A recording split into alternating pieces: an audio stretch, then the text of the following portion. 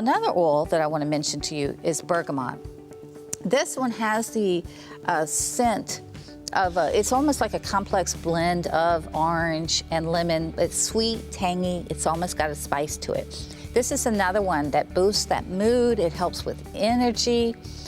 And I love it because it's being used in hospitals all over for anxiety, depression. Maybe if you suffer from emotional eating, I think we probably all do, where we might be temporarily uncomfortable and we're seeking relief, and so we run to the kitchen to get something to soothe their emotions. This is the oil to reach for. This one is that guilt-free. You don't have to feel bad after using this oil. It helps to break that cycle.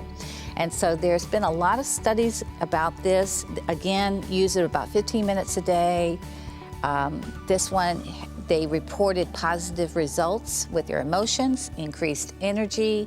And then this was also another one of those oils that I mentioned earlier about the Suave test that they did, and found that it did actually change their cortisol levels and insulin level, and being able to know that there was a measurable result that was released with the stress response.